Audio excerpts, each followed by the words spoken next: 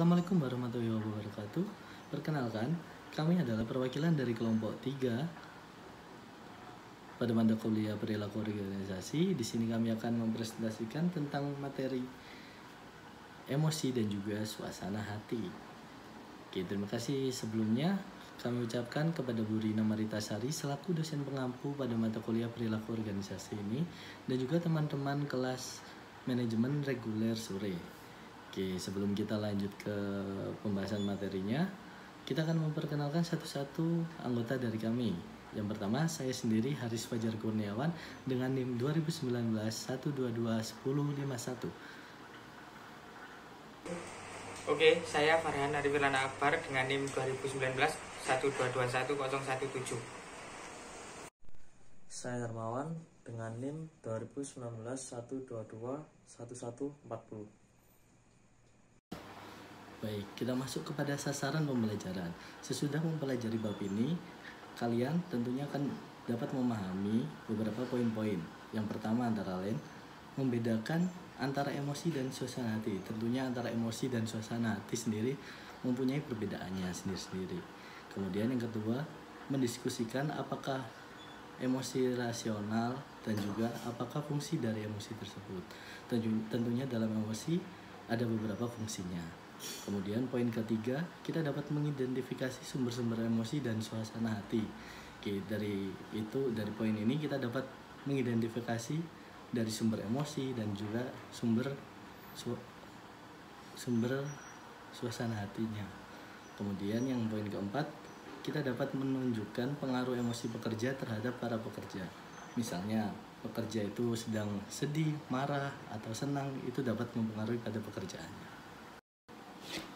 Oke, kita masuk ke slide berikutnya ya teman-teman. Oke, yang pertama, poin selanjutnya menjelaskan teori peristiwa-peristiwa afektif dan aplikasinya. Kemudian ada poin membandingkan bukti yang mendukung dan menentang keberadaan kecerdasan emosional itu sendiri. Kemudian poin yang berikutnya mengidentifikasi strategi-strategi bagi pengaturan emosi dan juga kemungkinan efek-efeknya. Tentunya pada emosi yang kita dapat beberapa strategi dan juga kemungkinan efek-efeknya. Kemudian poin selanjutnya mengaplikasikan konsep-konsep emosi dan juga suasana hati pada isu spesifik dalam perilaku organisasi. Oke, kita masuk ke dalam slide yang berikutnya tentang apa sih yang dimaksud emosi dan suasana hati. Oke, sebelum kita masuk ke situ, ada 3 istilah yang erat kaitannya dengan topik ini. Yang pertama ada afeksi atau afek. Afeksi adalah istilah umum yang mencakup kisaran yang luas dari perasaan yang dialami seseorang meliputi emosi maupun suasana hatinya. Jadi dalam afeksi ini merupakan campuran dari emosi dan suasana hatinya. Kemudian kita masuk ke emosi atau emotion. Emosi sendiri adalah perasaan intens yang diarahkan pada seseorang atau sesuatu. Misalnya kita mempunyai emosi kepada seseorang, tidak hanya perasaan marah atau dendam, bisa saja perasaan suka, bahagia, dan juga bangga. Kemudian kita masuk ke suasana hati atau yang biasanya sering kita kenal dengan mood. Di sini maksudnya adalah perasaan yang kurang intens dibandingkan dengan emosi dan sering muncul tanpa sebuah peristiwa yang spesifik. Di sini maksudnya kita tiba-tiba merasakan kayak seperti nggak mood main atau nggak mood bicara, seperti itu tanpa ada alasan yang jelas. Oke, kita masuk ke slide yang selanjutnya ya teman-teman. Oke, kita masuk. Emosi adalah reaksi pada seseorang. Misalnya, contohnya nih, melihat seseorang teman di tempat kerja mungkin membuat Anda merasa gembira. Misalnya teman itu dapat mengerjakan pekerjaannya lebih cepat dari kita. Kita gembira, kita bangga, dan kita harus meniru motivasinya untuk menyelesaikan pekerjaan itu juga. Itu juga sangat mempengaruhi emosi kita waktu bekerja. Kemudian suasana hati biasanya tidak diarahkan pada orang atau peristiwa, biasanya spontan gitu kalau masalah suasana hati itu. Kemudian di poin ketiga, emosi dapat merubah suasana hati saat Anda kehilangan fokus pada peristiwa atau objek yang memulai perasaan itu. Jadi misalnya kita dapat suasana hati yang lagi buruk, kemudian emosi kita juga lagi menguap nih. kita pasti juga akan meronta-meronta dan juga semakin apa ya, marah, lepasnya marah. Misalnya juga dengan sedih, misalnya kita lagi posisi sedih, ada kabar sedih juga, pasti juga itu mempengaruhi suasana hati kita. Kemudian di poin keempat, suasana hati baik ataupun buruk dapat membuat Anda lebih emosional dalam merespon sebuah peristiwa. Itu ya. Kemudian yang keempat, afeksi adalah istilah luas yang mencakup emosi dan juga suasana hati itu sendiri. Oke, kita masuk ke slide berikutnya. Yang sebelumnya sudah saya jelaskan tentang afeksi, di sini didefinisikan sebagai kisaran luas dari perasaan yang dialami seorang, dan juga afeksi dapat berupa emosi dan juga suasana hati itu sendiri. Berikut ciri-cirinya emosi dan juga suasana hati. Kita masuk ke emosi dulu ya. Yang pertama, biasanya disebabkan oleh peristiwa yang spesifik. Biasanya emosi ini muncul terkait peristiwa yang spesifik. Misalnya kita lagi diputusin pacar nih, emosinya juga pasti sedih kan gitu. Kemudian yang kedua, sangat singkat durasinya dan juga sepertinya tidak terlalu lama lah kalau emosi itu sendiri. Kemudian dan yang ketiga, spesifik dan banyak emosi spesifik seperti amarah, takut, kesedihan, kebahagiaan, jijik atau terkejut. Banyak ekspresi yang dapat dimunculkan dari sebuah emosi itu sendiri.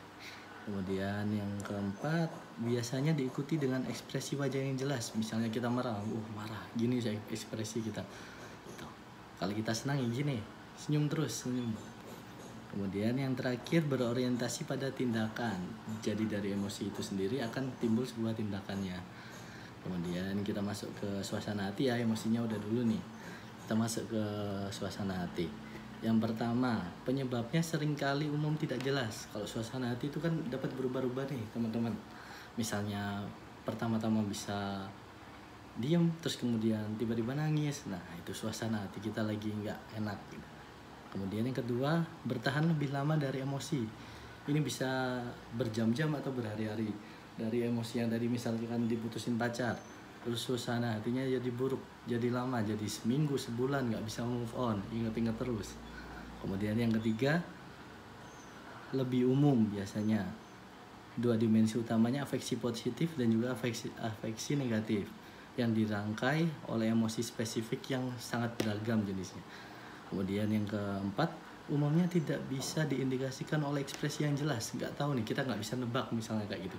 Orang ini lagi sedih atau lagi marah, suasana hatinya itu jarang bisa ditebak. Kemudian yang kelima, kognitif biasanya. Oke, cukup sekian ya itu kalau dari ciri-ciri dari emosi dan suasana hati. Barangkali ada yang ditanyakan nanti ya di sesi terakhir. Oke, kita masuk ke slide berikutnya ya teman-teman. Kita masuk ke emosi dasar. Oke, di sini ada poin psikolog mencoba mengidentifikasi emosi dasar dengan mempelajari ekspresi wajah kita. Namun dari hasil identifikasi mereka menemukan bahwa proses itu sulit karena salah satu masalahnya beberapa emosi terlalu kompleks untuk dengan mudah direpresentasikan oleh wajah kita. Jadi dalam poin ini, para psikolog ada yang mengutarakan bahwa sulit untuk mengidentifikasi emosi dari ekspresi wajah kita. Kemudian yang poin kedua, budaya juga memiliki norma-norma yang mengatur ekspresi emosional. Jadi cara kita mengalami sebuah emosi tidak selalu sama dengan bagaimana kita menunjukkannya. Misalnya nih, orang-orang di Amerika Serikat dan Timur Tengah mengenali senyuman sebagai tanda kebahagiaan. Tetapi di Timur Tengah sendiri berbeda, seperti di negara Qatar, Iran, Irak, itu senyuman juga dapat diartikan sebagai tanda ketertarikan seksual. Maksudnya kalau kita senyum di lain gender, misalnya saya laki-laki senyum ke perempuan di sana, itu diidentifikasikan kalau kita tertarik sama dia gitu. Oke, kita masuk ke materi berikutnya dan juga materi terakhir yang dijelaskan oleh saya dan kemudian akan dijelaskan kembali oleh teman saya. Kita masuk ke suasana hati dasar yang sebelumnya adalah emosi dasar ya. Suasana hati dasar ini ada afeksi positif dan juga afeksi negatif. Ada juga di slide sebelumnya. Afeksi positif sendiri sebagai suatu dimensi suasana hati yang terdiri atas emosi-emosi positif seperti bersemangat, kewaspadaan, dan sangat gembira pada ujung yang paling tinggi, dan juga kepuasan, ketenangan, dan juga kedamaian. Jadi dari afeksi positif ini halnya positif-positif, terus suasana hatinya itu positif aja. Kayak bergembira, misalnya kita gembira habis nembak cewek nih, atau habis menyelesaikan pekerjaan lah, jangan nembak cewek terus. Habis menyelesaikan pekerjaan kita gembira, kita dapat reward dan applause dari atasan. Itu juga bisa buat suasana hati kita jadi gembira. Kemudian kita bersemangat dalam kerja atau mengikuti kuliah ini, itu juga kita dapat afeksi positif dari suasana hati dasar kita. Kemudian ke poin yang berikutnya, afeksi negatif nih. Afeksi negatif di sini adalah dimensi suasana hati yang terdiri atas kegugupan, stres, dan kecemasan pada akhir tinggi dan kebosanan. Depresi juga termasuk, dan kelesuan pada akhir rendah. Oke, di sini afeksi negatif ini kayak yang negatif terus ya. Pas suasana hati kita, kayak misalkan kita stres banyak kerjaan nih, aduh gimana pekerjaan kita nggak selesai, misalkan deadline kita 1 hari lagi atau 2 jam lagi, waduh stres belum selesai, itu dapat mempengaruhi suasana hati kita juga. Kemudian kebosanan, kalau misalkan kita udah bosan kayak menyelesaikan suatu kegiatan, menjalani kegiatan itu terus, kan juga lama-lama kita kan bosan dengan sendirinya gitu.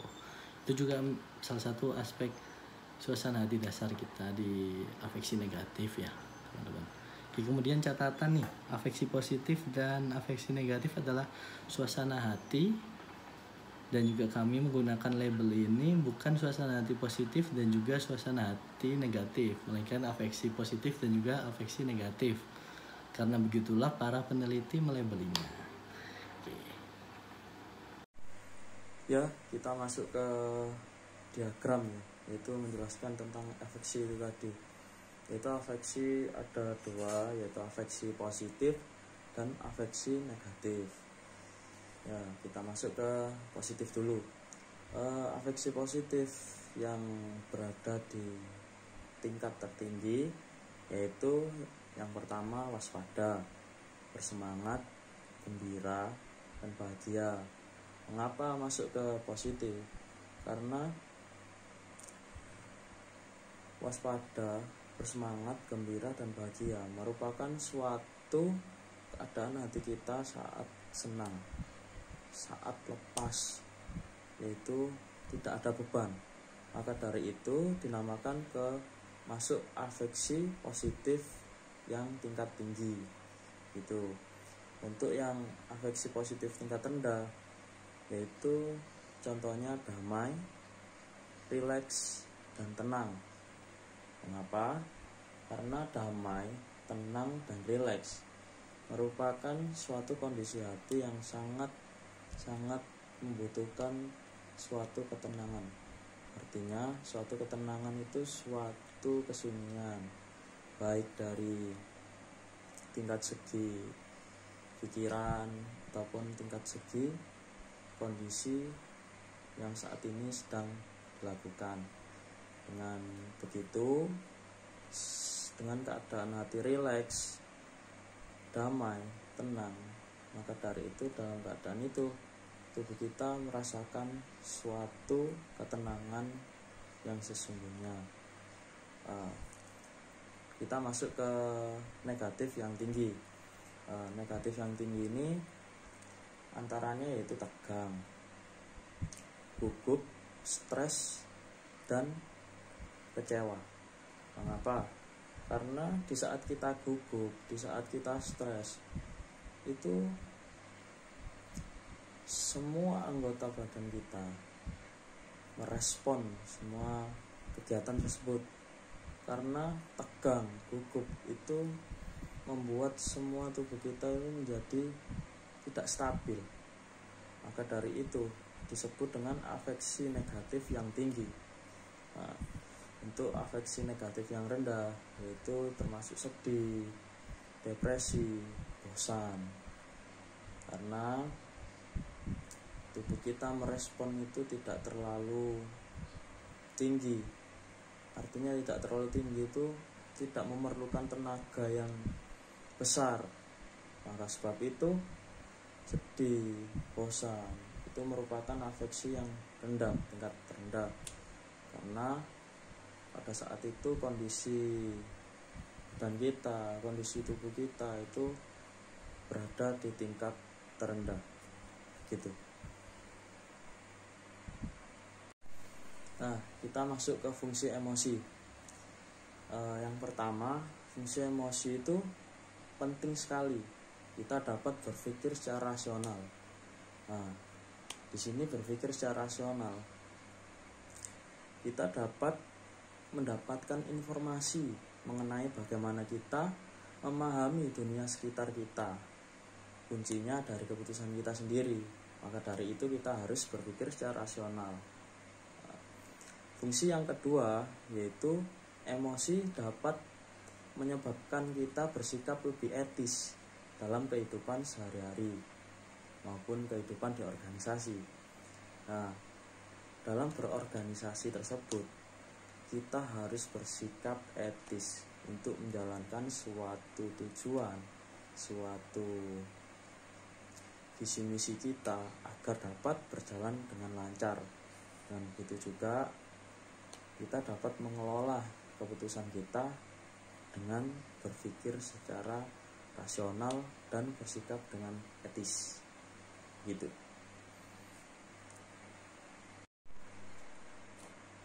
Ya, kita masuk ke sumber emosi dan suasana hati.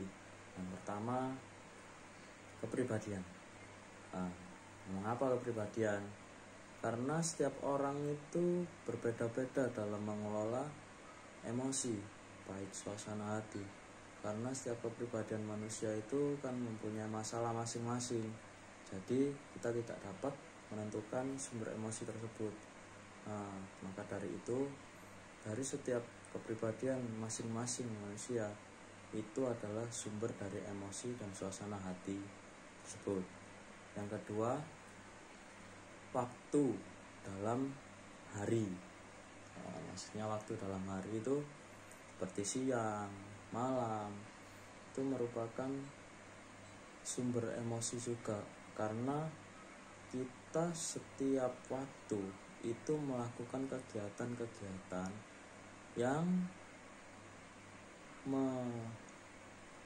membawa sumber emosi dan suasana hati. Jadi begitu. Baik misalkan pagi kita beraktivitas, kita ambil contoh kuliah. Nah, dalam saat itu kita kan mendapatkan tugas presentasi. Maka dari itu kita harus mengelola sumber emosi tersebut dan suasana hati kita, bagaimana caranya dapat berpresentasi dengan baik dan benar gitu. Yang ketiga, hari dalam minggu. Maksudnya kita ambil contoh langsung ke hari Minggu. Hari Minggu kan libur. Nah, di saat itu pemikiran kita liburan. Jadi pemikiran kita positif, kita bersenang-senang, kita bahagia gitu. Dan saat hari Senin kita beranggapan saat itu kita persiapan kuliah, persiapan mengerjakan tugas lagi, beraktivitas sehari-hari lagi. Kita harus mempersiapkan itu semua. Nah, itu semua kan berawal dari sumber emosi dan suasana hati. Nah, yang keempat, cuaca. Cuaca juga menyebabkan sumber emosi dan suasana hati, karena cuaca juga itu masuk dalam sumber-sumber tersebut. Karena di saat kita mau bepergian, saat itu cuacanya hujan. Nah, saat itu kan sangat susah, ya dibilang susah ya, kita jadi kotor semua saat hujan, basah-basahan. Itu juga kan berawal dari sumber emosi dan suasana hati. Yang keenam adalah stres. Stres juga merupakan sumber emosi, dimana kita ditimbulkan suatu masalah dan membuat pikiran kita dan suasana hati kita menjadi stres. Yang keenam, aktivitas sosial. Aktivitas sosial itu seperti kita membuat kegiatan bakti sosial, menyumbang panti asuhan, itu merupakan sumber dari suasana hati kita. Yang ketujuh, tidur, dimana tidur itu juga merupakan sumbernya. Mengapa? Karena tidur merupakan istirahat, dimana kita sudah menyelesaikan tugas kita dengan baik, maupun tugas-tugas tersebut belum selesai.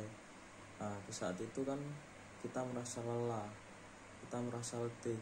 Maka dari itu sumber-sumber emosi tersebut membuat raga kita menjadi lelah. Maka dari itu tidur. Yang ke-8, olahraga. Riset menunjukkan bahwa olahraga meningkatkan suasana hati yang positif, karena olahraga kan sifatnya itu menyehatkan badan, identik dengan sehat gitu. Yang ke-9, umur atau usia, dimana umur atau usia itu merupakan sumber emosi juga, karena di saat kita di usia muda, kita terpacu dengan hal-hal yang bagaimana kita harus bisa menyelesaikan dengan cepat, bagaimana kita dapat menggapai visi misi kita dengan cepat juga. Nah, maka dari itu terkadang usia-usia seperti usia muda itu merupakan usia yang produktif, yaitu dimana usia tersebut merupakan sumber dari emosi dan suasana hati kita gitu. Yang terakhir ke-10, jenis kelamin.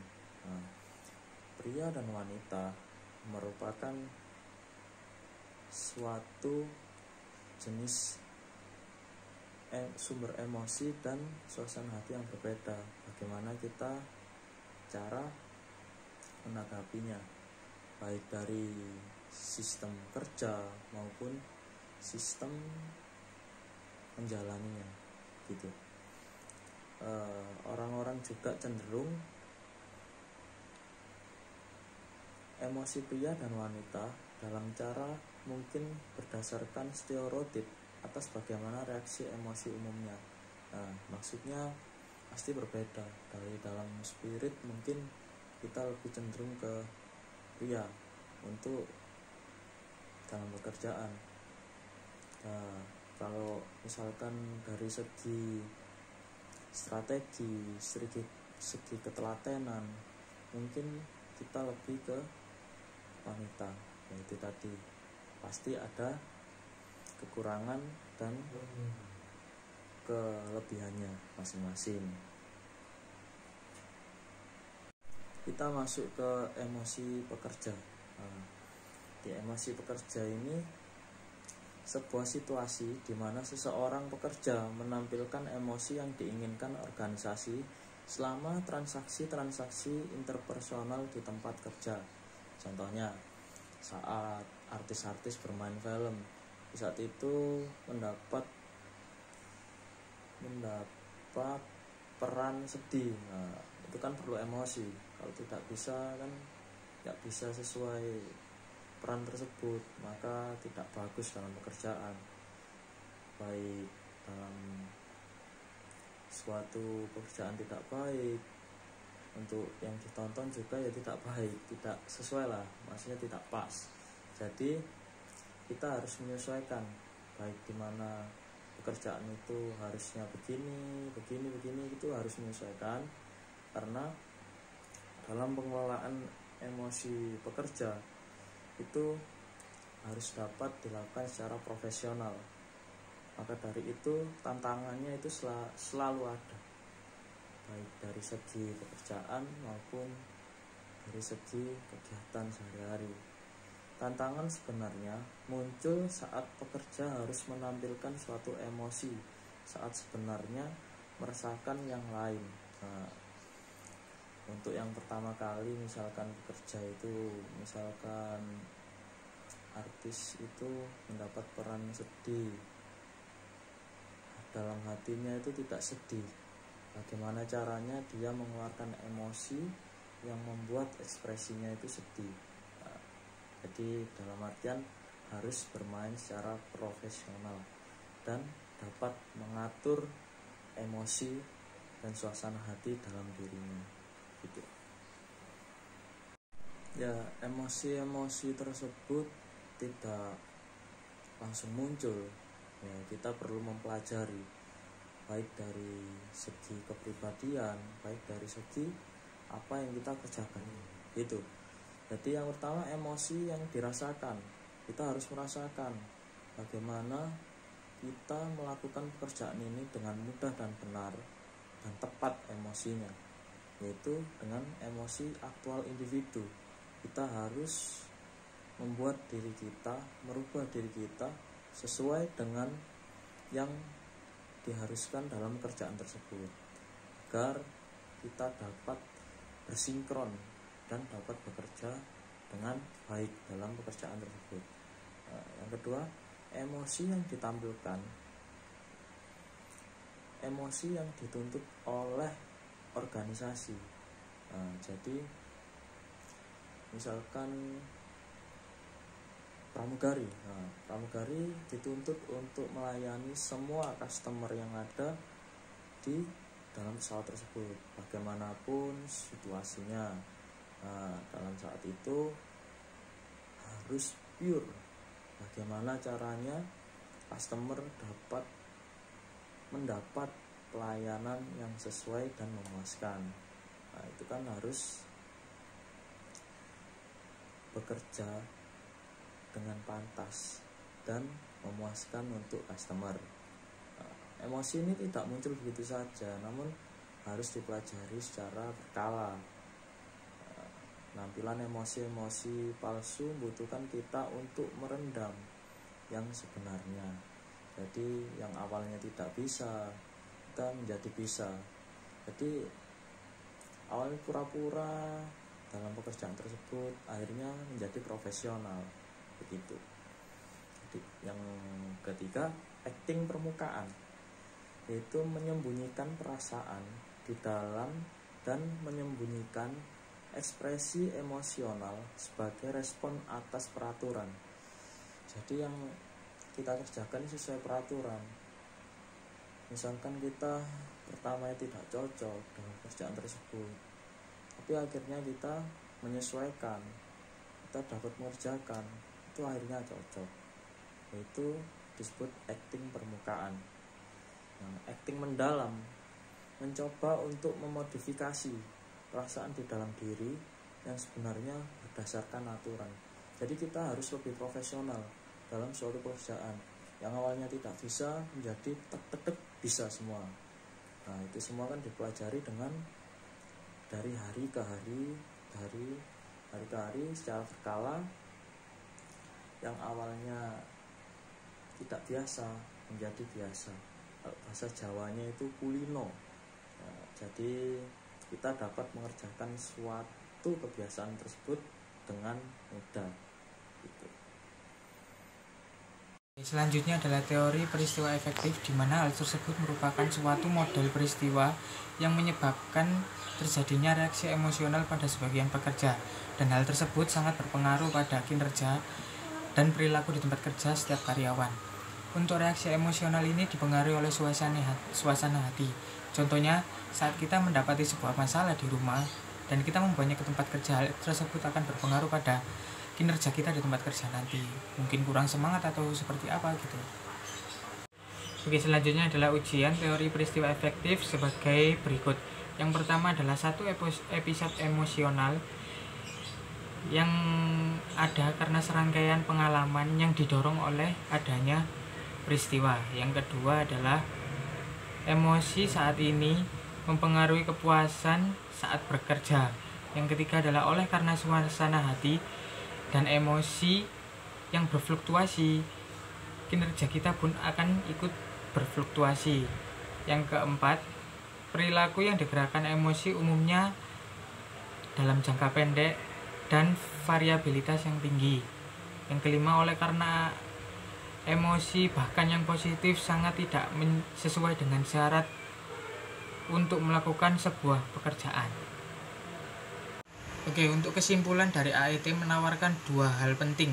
Yang pertama adalah emosi memberikan pandangan yang berharga tentang bagaimana peristiwa yang menjengkelkan dan menyenangkan di tempat kerja sangat mempengaruhi kinerja serta kepuasan setiap pekerja.